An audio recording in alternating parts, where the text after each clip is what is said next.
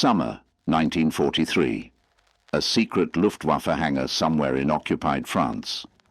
6 of Germany's best aeronautical engineers stand in complete silence, staring at something that shouldn't exist.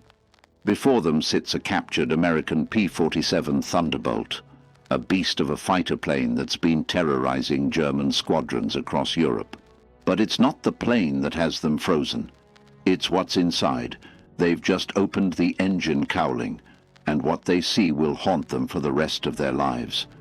The Pratt & Whitney R2800 Double Wasp, 18 cylinders, 2,000 horsepower, but that's not what shocks them. German engines can match that power. What they're staring at is something far more terrifying than raw horsepower. It's the precision, the standardization, the industrial perfection of every single component. One engineer reaches out with trembling hands, running his fingers along the cylinders. Each one machined to tolerances Germany couldn't achieve, even in their best facilities. But here's what breaks him. These weren't made in some specialized laboratory. They were stamped out on assembly lines, mass-produced, by the thousands. The chief engineer does the math in his head, and his face goes pale. For every engine Germany painstakingly handcrafts, America is producing 6, not 6 better engines, 6 identical engines, interchangeable parts. Any cylinder fits any engine, any piston matches any bore. This is the moment, the exact moment, when Germany's top minds realize they haven't lost a war of technology. They've lost a war of industry. And there's no coming back from this. Within hours, a classified report will be written. Within days, it will reach Hermann Göring's desk, and he will bury it. Because the truth it contains is too devastating to admit, Germany has already lost World War II, and every day they continue fighting is just delaying the inevitable. But here's what almost no one knows. The German engineers didn't just examine this engine, they disassembled it completely, every bolt, every valve, every bearing. And when they were done, when they understood exactly how impossibly far behind Germany had fallen, they did something that still defies belief. They reassembled it, and it worked perfectly. First try. That's when they knew. American engineering wasn't just superior, it was unbeatable. Stay with me, because the story of what happened to that report, and why Germany kept fighting for 2 more years despite knowing they'd lost, will change everything you thought you knew about World War II. Hit subscribe. You won't believe what we're uncovering next. The sound comes first. The metallic scrape of bolts being loosened, one by one, echoing through the concrete hangar like the ticking of a clock counting down to judgment. Summer 1943. Somewhere in occupied France, far from prying eyes, in a facility that does not officially exist. 6 men stand in a circle around a machine that has haunted their skies for months. The Republic P-47 Thunderbolt. They call it the Jug. The Americans call it Salvation. But here, in this moment, stripped of its olive drab paint and battle scars, it is simply a puzzle these men have been ordered to solve. The youngest engineer, barely 25, wipes sweat from his palms onto his work trousers. His hands will not stop trembling, not from fear of the aircraft itself, but from something he cannot yet name. An intuition, a sense that what lies beneath this cowling will change everything he believes about the war, about Germany, about the future that no longer belongs to them.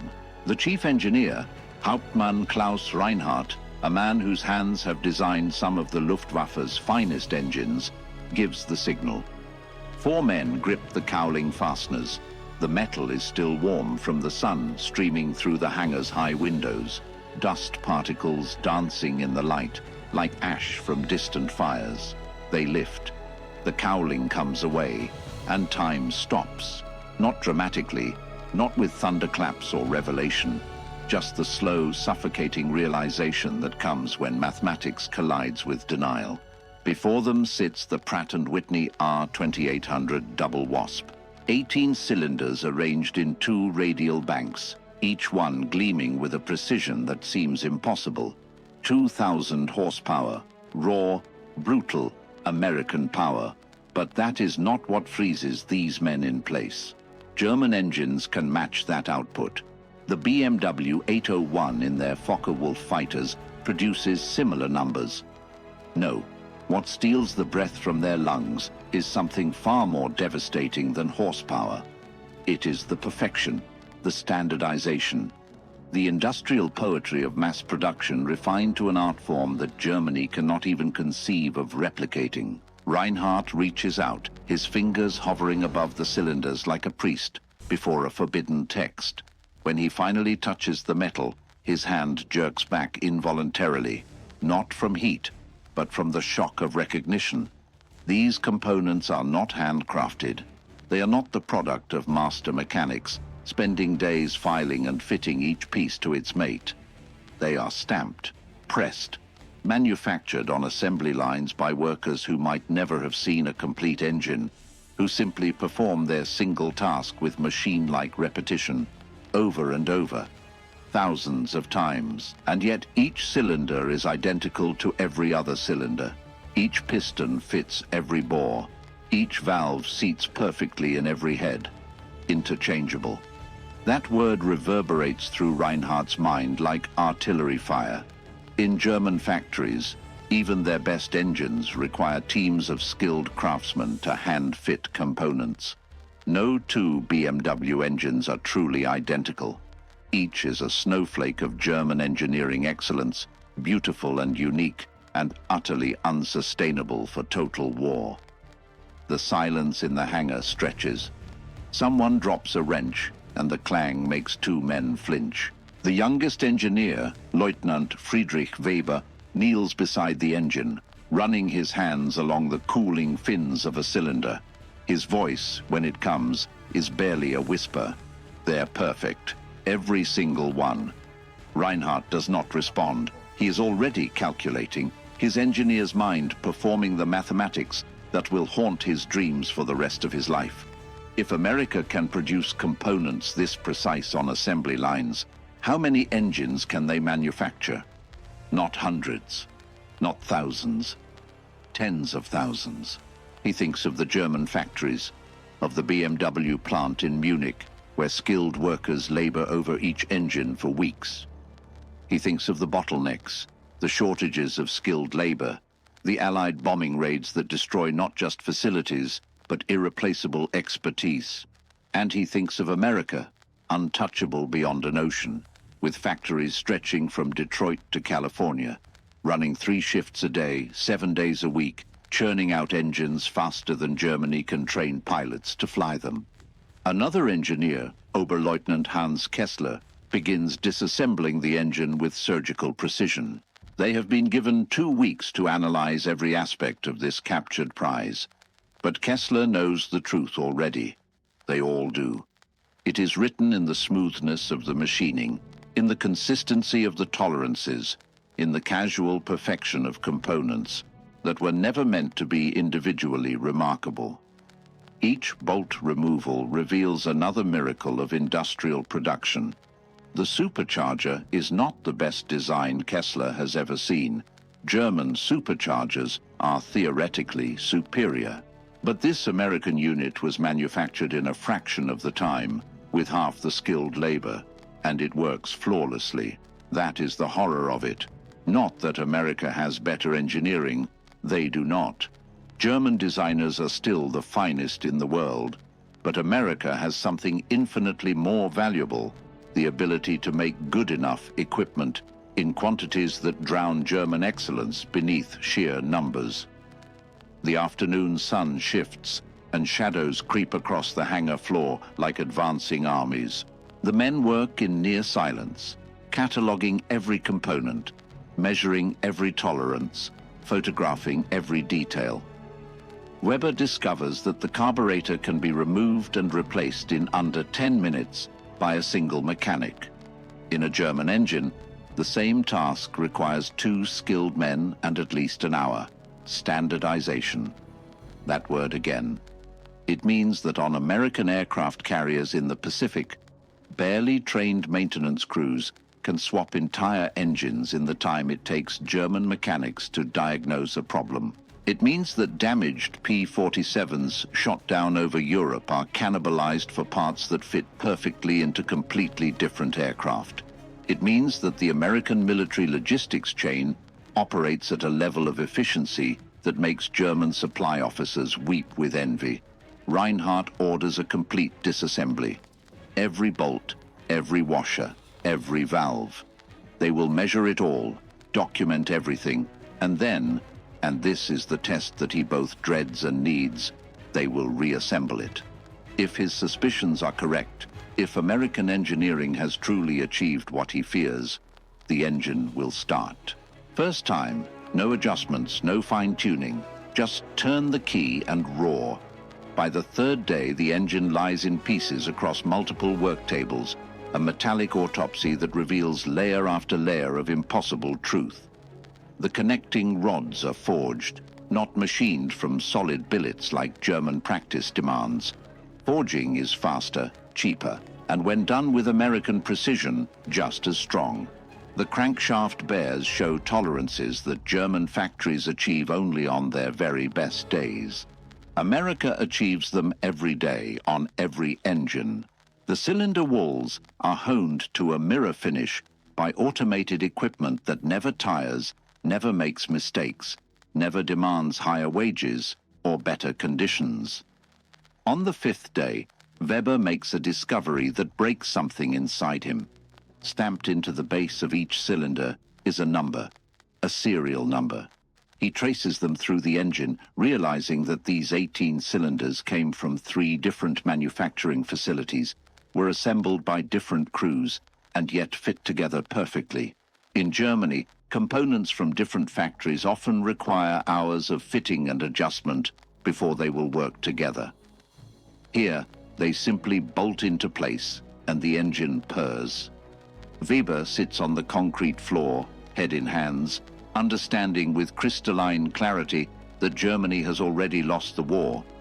Not because of superior tactics, not because of better soldiers, but because of assembly lines in places like Hartford and Detroit, operated by women and teenagers and workers too old to fight, producing engines and airframes and weapons at a pace that Germany cannot match, even if every man, woman and child in the Reich worked 24 hours a day.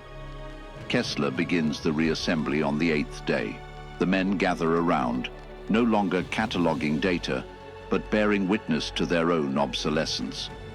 Each component slides into place with a precise click, no forcing required, no filing needed. The timing gears mesh perfectly. The valve train goes together like a puzzle designed by someone who understood that the humans assembling it might be doing this for the first time, might be exhausted from back-to-back shifts, might be barely trained, foolproof. That is the American design philosophy.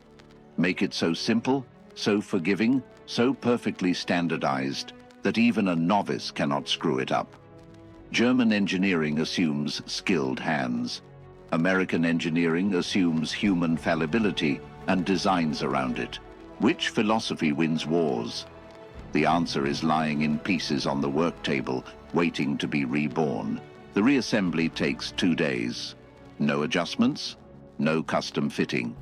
Just bolts torqued to specification and components slotting into their predetermined places. On the 10th day, Reinhardt stands before the completed engine.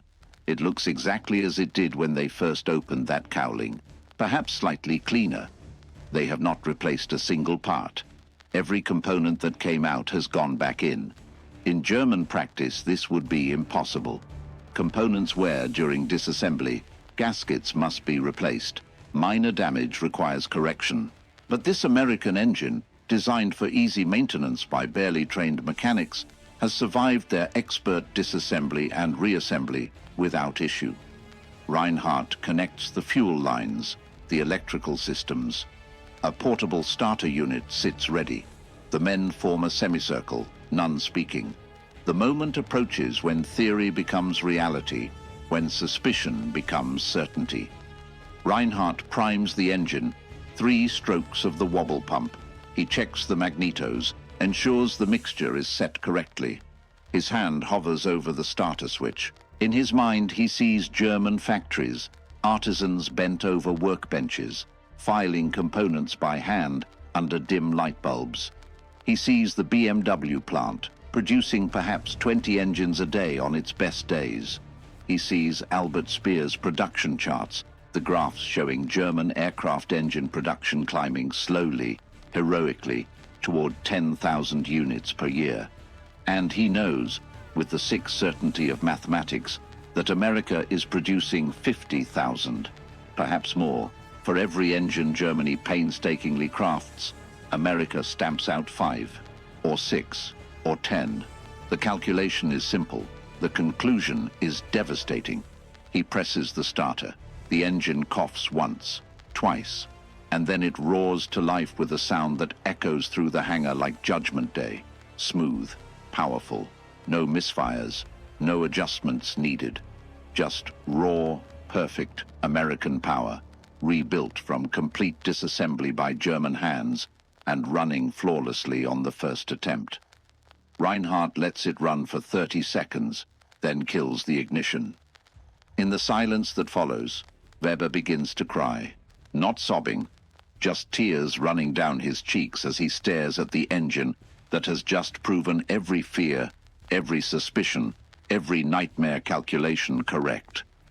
They have not lost because German engineering is inferior.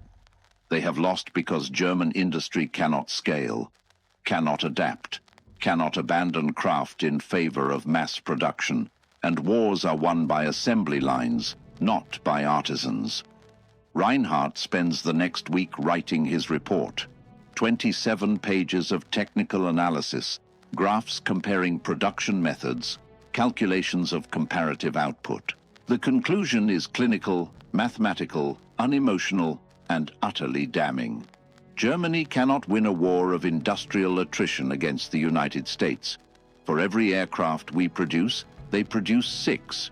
The quality gap is negligible. The quantity gap is insurmountable. Recommendation: seek immediate armistice before the full weight of American production reaches European shores. He signs it, dates it, seals it in an envelope marked Geheime Kommandosache, secret command matter, and sends it up the chain of command.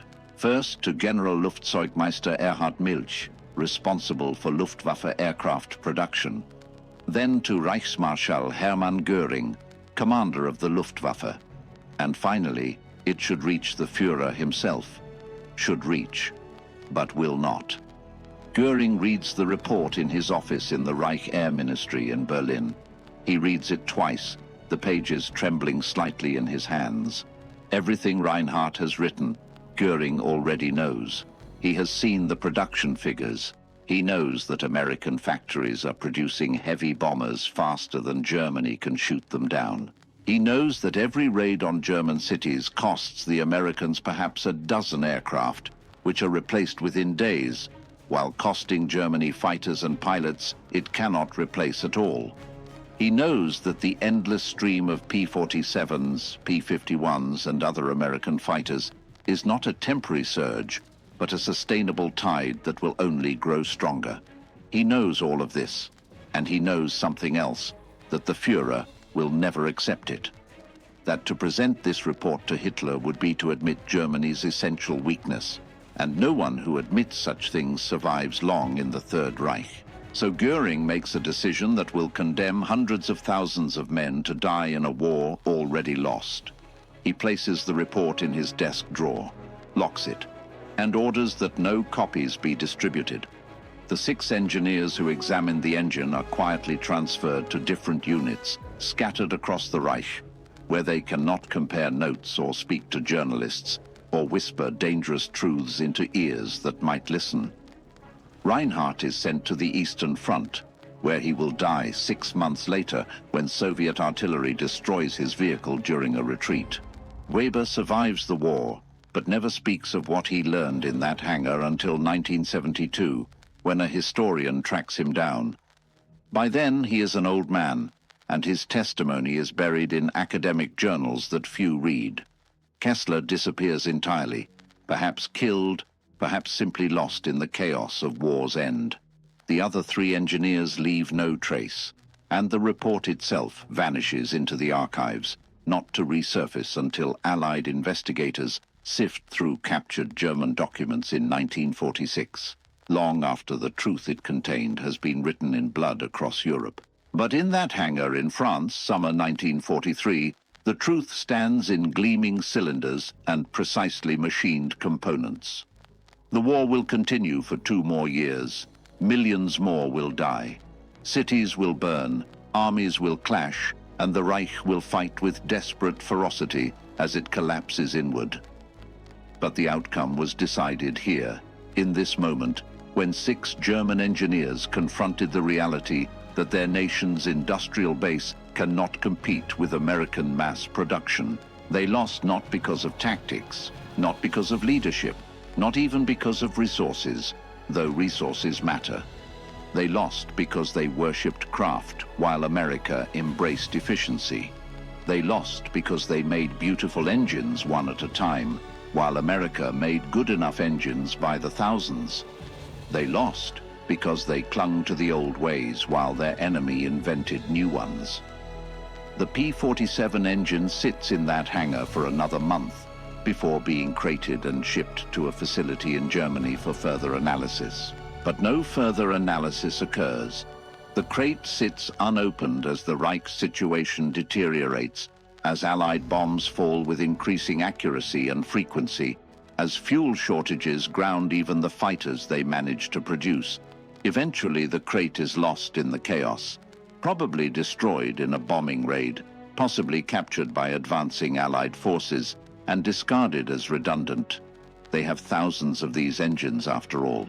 By 1945, as Berlin falls and the Reich collapses, as Germany's vaunted engineers are captured and interrogated, as the full scale of Allied industrial might becomes impossible to deny, Reinhardt's report surfaces briefly. An American intelligence officer reads it, makes a notation in his log, and files it away. "Interesting," he writes, "but we already knew this." Of course they did. The difference is, America planned for industrial war from the beginning. Germany assumed expertise would triumph over quantity. Years later, historians will debate when Germany lost World War II. Some say Stalingrad. Others point to the Battle of Britain, or the failure to capture Moscow, or the entry of the United States. But perhaps it was lost before it ever began, in the assumptions and philosophies that shaped each nation's approach to production. Germany built for excellence, America built for volume. Germany trusted skilled workers. America trusted assembly lines. Germany made engines that were marvels of craftsmanship. America made engines that were marvels of logistics. And when the 2 philosophies collided over the skies of Europe, only one could survive. The men who opened that engine cowling in summer 1943 knew this truth. They held it in their hands, measured it with their tools, understood it with their minds, and they were silenced. Not because they were wrong, but because they were right, and truth in wartime is often more dangerous than lies. The war was not lost in the skies. It was lost in the factories of Detroit, in the assembly lines of Hartford, in the minds of engineers who understood that good enough, produced in volume, beats perfection, produced in small batches, every time. Without exception, the mathematics are merciless, and the price of ignoring them is measured in millions of graves. The engine that proved this sits somewhere, perhaps in a museum, perhaps in a scrapyard, perhaps melted down decades ago for its metal. But its lesson remains. In the silence after the last artillery fell, after the final bombs dropped, after the Reich surrendered, and the guns finally ceased their terrible work, that lesson echoes. Not victory to the strongest, not victory to the most skilled, but victory to the nation that understands that modern war is won by logistics, production, and the unglamorous work of making vast quantities of reliable equipment. The Germans learned this lesson too late, paid for that education in blood, and left behind only scattered reports in locked drawers, testimonies of engineers nobody believed, and the memory of an engine that ran perfectly after being torn apart and rebuilt. A small mechanical verdict on a war already decided. If this hidden truth about industrial warfare shocked you, drop a comment below and tell us, where in the world are you watching from? We want to know which country our history truth seekers call home. Hit that like button if American mass production blew your mind, and subscribe because next week we're exposing the secret Soviet report that proved Germany lost before Stalingrad even began. Only 8% of viewers know this story exists. Don't miss it. Share this video with someone who thinks they know World War II. Ring the notification bell. These documentaries get buried by the algorithm fast. See you in the comments, warrior.